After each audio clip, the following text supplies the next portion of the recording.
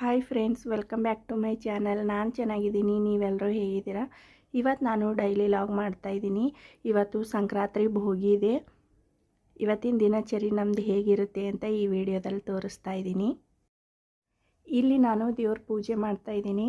ಬೆಳಗ್ಗೆ ಬೇಗ ಎದ್ದು ಕಸ ಗುಡಿಸಿ ಮನೆಯೆಲ್ಲ ಒರೆಸಿ ಇವಾಗ ದೇವ್ರ ಪೂಜೆ ಮಾಡ್ತಾಯಿದ್ದೀನಿ. ಪಾಪು ಇನ್ನೂ ಮಲ್ಕೊಂಡಿದ್ದಾಳೆ.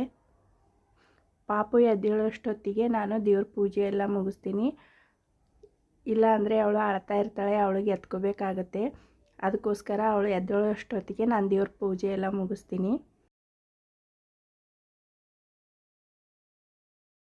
ಇವತ್ತು ಕಳಶ ಎಲ್ಲ ತೆಗೆದು ನೀಟಾಗಿ ತೊಳೆದು ಕಳಶ ಕೂರಿಸ್ತಾ ಇದ್ದೀನಿ.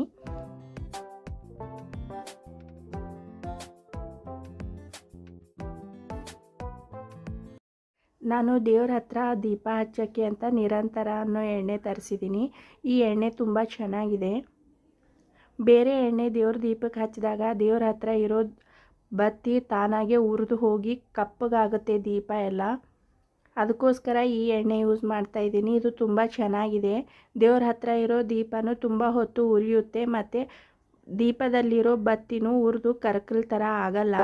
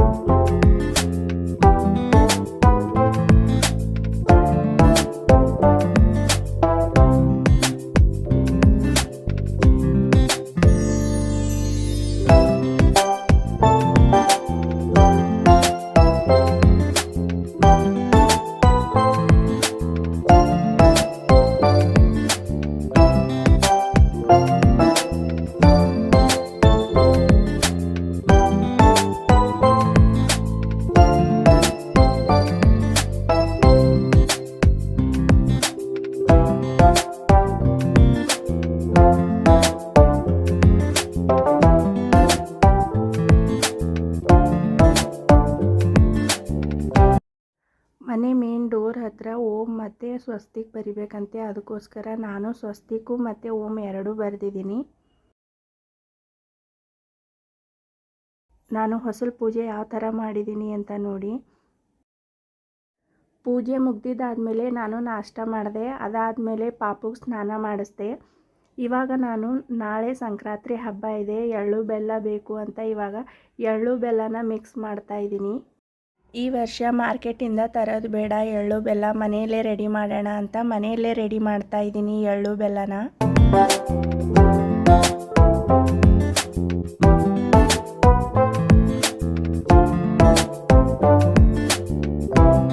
ನೋಡಿ, ಪಾಪುನು ಇಲ್ಲೇ ಕೂತ್ಕೊಂಡಿದ್ದಾಳೆ. ಇವಾಗ ಎದ್ದಿದ್ದವಳು. ಇವಾಗ ಸ್ನಾನ ಮಾಡಿಸಿ ಇಲ್ಲೇ ಕೂರಿಸಿದ್ದೀನಿ. ಇವತ್ತು ಭೋಗಿ ಇದೆ, ಅದಕ್ಕೋಸ್ಕರ ಅವಳಿಗೆ ಇವಾಗ ಹಣ್ಣು ಕಬ್ಬು ಎಲ್ಲ ಕೊಡಬೇಕು ತಿನ್ನೋಕ್ಕೆ. ಇಲ್ಲಿ ನಾನು ನಾಳೆ ಎಳ್ಳು ಬೆಲ್ಲ ಕೊಡೋಕ್ಕೆ ಅಂತ ಡಬ್ಬಿಲಿ ಎಳ್ಳು ಬೆಲ್ಲ ಹಾಕಿ ರೆಡಿ ಮಾಡ್ತಾಯಿದ್ದೀನಿ.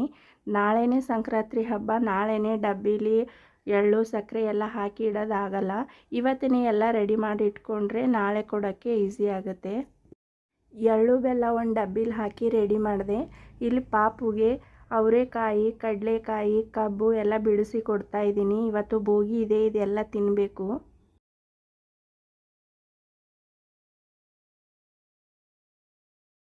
ನಾವು ಚಿಕ್ಕವರಿದ್ದಾಗ ತಲೆ ಸ್ನಾನ ಮಾಡಿಸ್ತಾ ಇದ್ದರು. ತಿನ್ನೋಕ್ಕೆ ಬಾರಿಕಾಯಿ, ಕಡಲೆಕಾಯಿ, ಕಬ್ಬು ಇದೆಲ್ಲ ಕೊಡ್ತಾಯಿದ್ರು. ಮತ್ತು ಪ್ಯೂರ್ ಜೇನುತುಪ್ಪ ಕೊಡ್ತಾಯಿದ್ರು.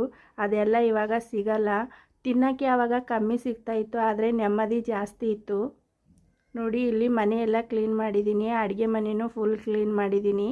ನಾಳೆ ಶೇಂಗಾದ ಹೋಳಿಗೆ ಮಾಡಬೇಕು ಅಂತ ಅಂದ್ಕೊಂಡಿದ್ದೀನಿ.